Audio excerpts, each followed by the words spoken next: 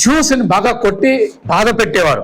బాధ పెడితే వాళ్ళు పారిపోయి వచ్చి తిరిగి కేరళలో త్రివేంద్రం పక్క ప్లేస్కి వచ్చి అక్కడ మహారాజ్ దగ్గరకు వచ్చి, స్వామీజీ మమ్మల్ని ఇలా బలానా వాళ్ళు తట్టే మేము వెనక్కి వచ్చాము, వీళ్ళు మాకు శరణార్థులు ఇవ్వాలి అని చెప్తే సరే అని శరణిస్తారు. గురువు గారు ఇద్దరు శిష్యులు ఉంటారు, ముగ్గురు. సరే మేము మీకేం కావాలంటారు. మేము ఇలా మా జీసస్ కోసం ప్రచారం చేసుకోవాలి, మా సహాయం కావాలి మాకు అంటే, సరే ల్యాండ్ ఇస్తాను, మా చేత మీకు టెంపుల్ కట్టిస్తాను. టెంపుల్ కట్టారు. అది కాకుండా గమనించవలసిన విషయం ఏంటంటే, మన హిందువుల నలుగురిని స్వయంగా ఆయనకిచ్చి ఇనిషియేటివ్ టు బైబిల్ క్రిస్టియానిటీ అని చెప్పి క్రిస్టియన్ ప్రచారం చేసుకోండి అని చెప్పారు. అది మా గొప్పతనం అని వివేకానంద వాళ్ళకి చెప్పాడు. ప్రపంచం అంతా కూడా వేరే మతస్థులను కొట్టి తంతూ ఉంటారు, మేమైతే వేరే అన్ని మతాలు సమానం అని చెప్తాము, అందరూ మాకు ఓర్పు ఉన్నది, మేము అందరినీ కూడా ఆదరించాము అని చెప్పాడు. గొప్పతనం అవునా కదా? ఎంత ఇది ఇంకా చాలా important. I am proud to belong to the religion which has sheltered again and still fostering the remnants of the great Zoroastrian nation. Again మీకు చెప్తాను, ఈ రోజు ఇరాను, ఇరాకు ఏ ప్రాంతం ఉన్నదో ఇదంతా పర్షియన్ ప్రాంతం. ఒకప్పుడు ఇస్లాము, అరబు పుట్టక మునుపు జోరాస్ట్రియన్స్, పారసీస్ ఎవరంటారు, రతన్ టాటా మీకు అలా చెప్తే బాగా తెలుస్తుందిగా, వీళ్ళంతా అక్కడ ఉండేవారు.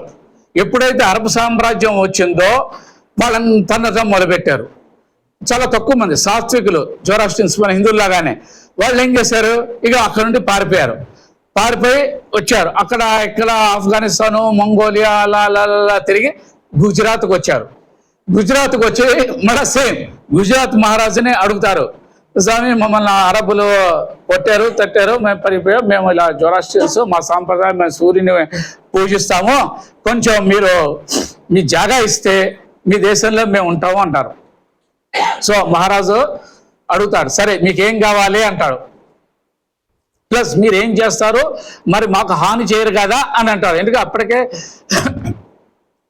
ఇస్లామిక్ ఇన్వేషన్ ఇండియా మీద మొదలైంది, మన రాజులందరూ ఫైట్ చేస్తున్నారు, ప్రపంచం అంతా అలజడి వచ్చేసింది.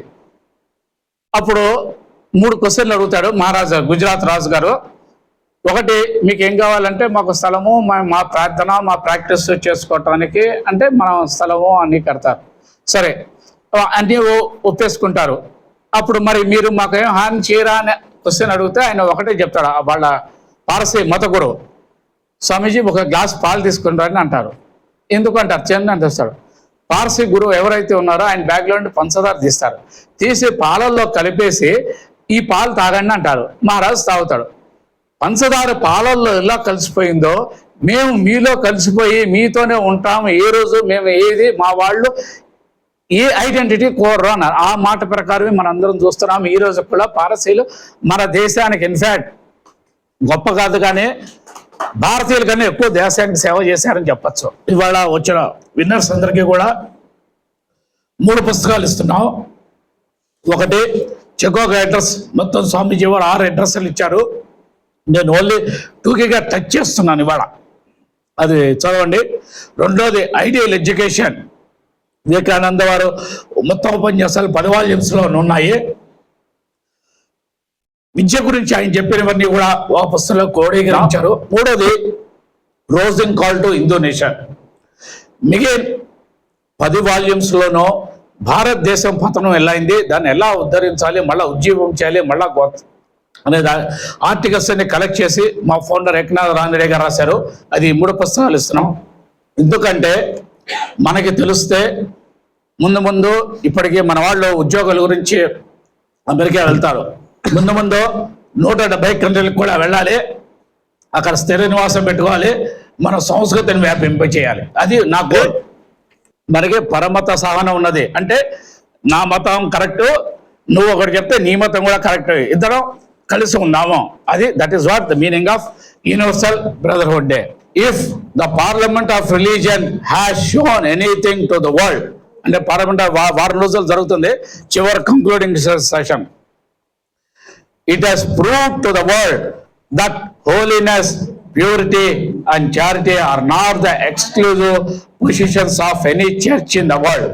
అంటే ఆ వక్తలందరూ ఎక్కడ వివేకానంద తప్ప మిగతా వాళ్ళందరూ వాళ్ళ మతం గొప్పది, మిగతావి ఏమీ లేదు, మా వాళ్ళు ఇలా చెయ్యెత్తుతే ఆ మహిమలు చేశారు, ఈ మహిమలు చేశారు, రోగాలు నయించారు, చదువు చెప్పారు, ఏవో అవి అవి కాదు రిలీజన్ అంటే. అసలు రిలీజియన్ డెఫినేషన్ ఈయన ఇచ్చారు. And that the every system has produced man, every system, ప్రతి మతం, and women of the most external character. If anybody dreams of exclusive survival of his own religion, ఇది ఇంపార్టెంట్ గుర్తుపెట్టుకోండి. If anybody dreams of exclusive survival of his own religion and destruction of others, I pity from him bottom of my heart.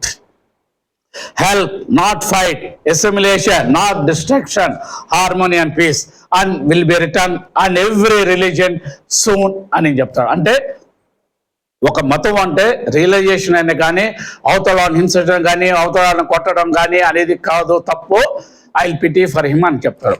నా request ఏంటంటే ఇవాళ 7th వీలైతే college నుండి inter degree వాళ్ళు September 11th ఈ ఏడాది నుండే సెలబ్రేట్ చేయటం మొదలుపెట్టింది. సెలవులు అది ఇవ్వమని నేను అడగట్లేదు.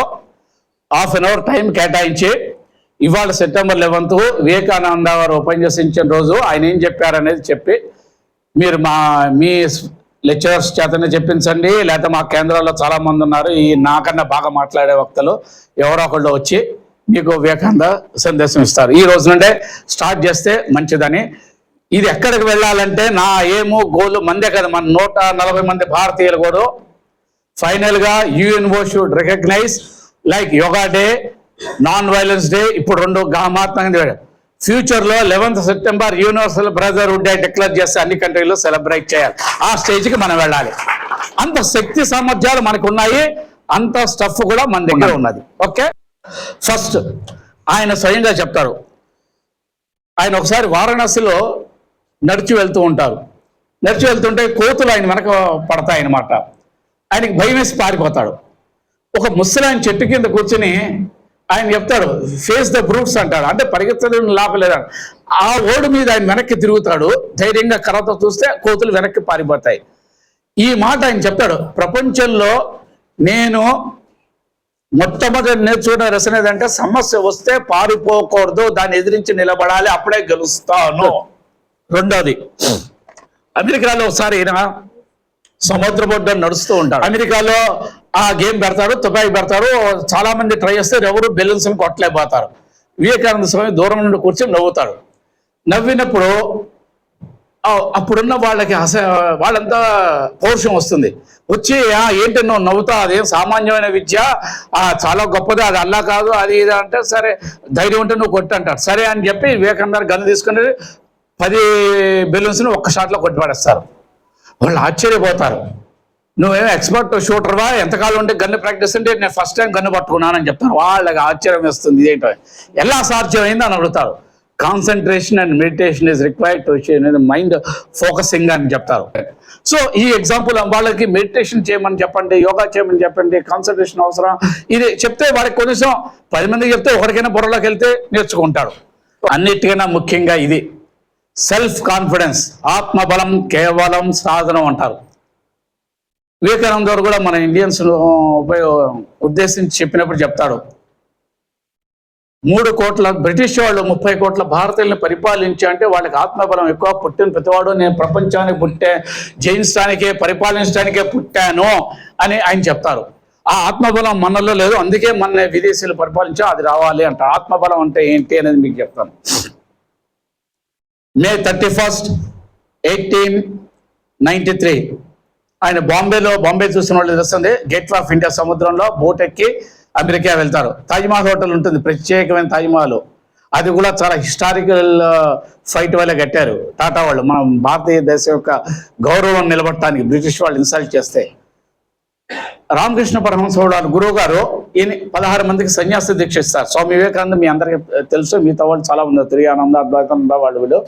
ఈయనతో పాటు ఈయన పక్కన గురుబాయి తురియానంద గారు కూడా ఉంటారు. బోట్ ఎక్కుతూ ఆయన ఒక్క పదం చెప్తాడు, హరిబాయ్ తురియాబాయ్ I will conquer the whole world, parliament of religions conducting for me అని ఆయన చూపించి చెప్పి బోట్ ఎక్కుతారు. అంటే ఆయనకి అప్పటికే తెలుస్తుంది నేను ప్రపంచాన్ని జయించడానికే పుట్టాను వెళ్ళాను అనేది. ఆ కాన్ఫిడెన్స్ రావాలి. అది ఎప్పుడు వస్తుంది అనేది అంటే, ఇదే కాన్ఫిడెన్స్ మన భారతదేశ సంస్కృతంలో కొన్ని వందలు వేలు ఉన్నాయి. నేను మీకు ఇంకొక ఎగ్జాంపుల్ ఇస్తా, చాలా అవసరం ఇది. మహాభారతంలో భీష్ముడు వాళ్ళకి ఆ కాన్ఫిడెన్స్ చాలా ఉంటుంది. యుద్ధం ఫిక్స్ అయిపోయినప్పుడు ఇక కృష్ణుడి దగ్గరికి వెళ్ళి సహాయం కోరటానికి దుర్యోధనుడు అర్జునుడు ఇద్దరు వెళ్తారు. వెళ్ళినప్పుడు సరే కృష్ణుడు ఏమంటాడు, వచ్చారు కదా నేను ఒక పక్షాంతా నాకు సమానమైన సైన్యం నేను మీకు ఇస్తాను, ఒక కండిషన్ ఏంటంటే నేను ఆయుధం పట్టను, ఓన్లీ అడ్వైస్ మనం అంటుంటాం వచ్చే సలహాలు ఇచ్చేవాళ్ళగా నేను ఇస్తూ ఉంటాను, మరి మా సైన్యం యుద్ధం చేస్తాడంటే దుర్యోధనుడు తెలివైన వాడు అనుకుంటాడు, నేను సరే నాకు నువ్వెందుకు సైన్యం యుద్ధం చేయనప్పుడు ఆయుధం పట్టనప్పుడు వచ్చే సలహాలు అక్కర్లేదు నేను సైన్యం తీసుకుంటాను వచ్చేస్తాడు. వచ్చాక భీష్ముడు తాత అంటే అడుగుతాడు, ఏమైనా దుర్యోధన వెళ్ళొచ్చావంటే వెళ్ళాను, ఏమైందంటే కృష్ణుడు ఇలా కండిషన్ పెట్టాడు అందుకే నేను కృష్ణుడు వేస్ట్ ఎందుకు తీసుకోలేదంటే ఆయన ఒక డైలాగ్ కొడతారు, మీకు ఎంతమంది తెలిసేదో, ఓహో కృష్ణుడు ఆయుధం పట్టాను అయితే నా శపథం నేను ఇక్కడ చేస్తున్నాను ఆయన చేత యుద్ధంలో ఆయుధం పట్టిస్తాను అంటే కృతజ్ఞ చేస్తాడు. అందుకే ఆయన కృష్ణుడు ఆయుధం పడతాడు 10వ రోజు యుద్ధంలో. అది సెల్ఫ్ కాన్ఫిడెన్స్ అంటే. ఈ మాట వివేకానందలో అమెరికన్స్ చెప్తారు, ఒక భక్తుడు నిజాయితీ వాక్స్ అని మాట నిలబెట్టడానికి మా దగ్గర భగవంతుడు ఏమైనా చేస్తాడు దిగి వస్తాడు అనేసి చెప్తారు. మీ అందరూ తెలుసు. ఆ తర్వాత కృష్ణుడు ఆ చక్రం పట్టడం అంటే ఫాలో ద ట్రూత్, అంటే anything can be sacrifice but truth cannot be sacrifice for anything అని వివేకానంద కొటేషన్ చెప్తాడు. ఇది మన యూత్కి ముఖ్యంగా చాలా అవసరం. ఎందుకంటే యూత్ ఎనర్జీ చాలా పవర్ఫుల్గా ఉంది కానీ అది డిస్ట్రక్టివ్ వైపు ఎక్కువ వెళ్ళిపోతుంటుంది. సో ఆత్మబలం ఒకటి, మెడిటేషన్ కాన్సంట్రేషన్ ఒకటి, ధైర్యం ఒకటి, ఇంకొకటి ఫైనల్గా reading habit. Regular reading habit చాలా అవసరం. వివేకానంద వారికి ఒక మంచి అలవాటు ఉంది, ఏదైనా ఒక పుస్తకం ఇలా చూడంగానే టక చదివేస్తారు. మీరూట్లో జరిగింది, ఇంగ్లాండ్లో జరిగింది, 4-5 చోట్ల ఆయన పుస్తకం ఫాస్ట్గా చదివేస్తారు. ఒకసారి మీరూట్లో ఎగ్జాంపుల్ చెప్తాను. ఈయన ఒక చోట ఉన్నప్పుడు వాళ్ళ ఫ్రెండ్కి చెప్తాడు, వాళ్ళ లైబ్రరీకి వెళ్ళి పుస్తకం దే అంటాడు, ఎన్సైక్లోపీడియా తీసుకొస్తాడు, ఇంత పెద్ద పుస్తకం చదివేస్తారు ఇచ్చేస్తాడు. నెక్స్ట్ డే వారంలో అయిపోతాయి. లైబ్రరీ వాడికి అనుమానం వస్తుంది, ఈయన చదివాడా లేకపోతే ఏమైనా జోక్ చేస్తున్నాడా, ఏమైనా నువ్వు రోజు తీసుకెళ్తున్నా మీ గురుగారు చదివారా అంటే సరే నేను మా గురుగారు అడిగి చెప్తాను, వస్తాడు ఇలా లైబ్రరీ అన్నా, సరే లైబ్రరీ వాడికి చెప్పు నేను మొత్తం పుస్తకం మొదటి నుంచి చివరి వరకు చదివాను, ఏదైనా డౌట్ ఉంటే అడగమను నేను చేస్తాను. వాడు వచ్చి కొన్ని క్వశ్చన్లు వేస్తే ఈయన అన్ని టప్ప చెప్తాడు, ఇంకా ఎక్కువ చెప్తాడు వాడు అడిగిన వాడికి కూడా. అప్పుడు ఆశ్చర్యపోతాడు. ఇదే అమెరికన్స్లో కూడా అడుగుతారు, స్వామి మీకు ఎలా వచ్చిందంటే ఎగైన్ వాట్ ఈజ్ ఎడ్యుకేషన్ అనేది మీ పుస్తకంలో చెప్తారు.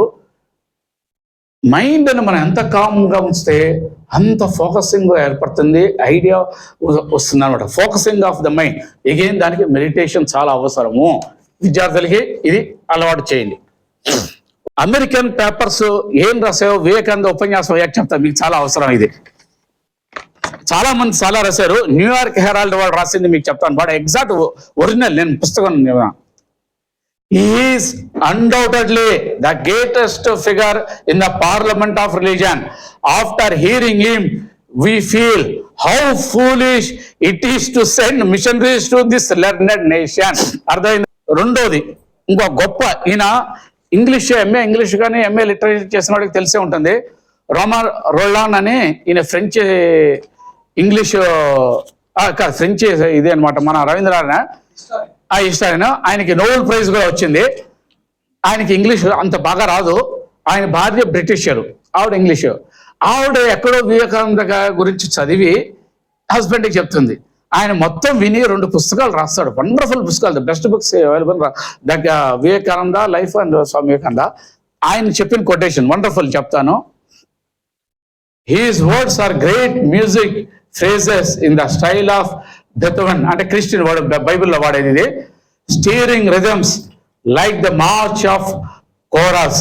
I cannot touch this saying of this, scattered as they were through the pages of books. As 30 years distance, అంటే అప్పటికి పార్లమెంట్ అఫిలియేషన్ 30 ఏళ్ళు అయింది. 30 ఏళ్ళు అయిన తర్వాత కూడా ఇప్పుడు ఆయన పుస్తకం చదివితే ఎలా ఉంది ఆయన చెప్తాడు. Without receiving a thrill through my body like an electric shock. ఆ రోజు చదివేసరికి ఆయన శరీరం చర్మాలన్నీ నెక్కబోచుకున్నది, కరెంట్ పాస్ అయినట్టుగా ఫీల్ అయ్యాడు. నాకే ఈ రోజు ఎలా ఉంటే what transports must have been produced when in burning words they issued from the lips of the hero. అప్పుడు స్వయంగా ఆయన దగ్గర విన్న విషయాలు విన్న వాళ్ళకి ఎంత షాక్ ఉంటుంది అనేది. Final quotation of Mahatma Gandhi. ఆయన పాపం వివేకానందాన్ని చూద్దామని కలకత్తా వెళ్తారు April 2nd or 3rd, 1901. కానీ అప్పటికే వివేకానంద వారి ఆరోగ్యం బాగుండకపోతే ఆయన డార్జిలింగ్ వెళ్ళి రెస్ట్ తీసుకుంటారు. ఈయన గంగానది బేలూరు మఠ దగ్గరికి వెళ్ళంగానే అందరూ వచ్చేస్తారు చాలా మంది. అప్పట్లో గాంధీ గారు అంటే ఫ్రీడమ్ ఫైటర్ కదా, వస్తారు.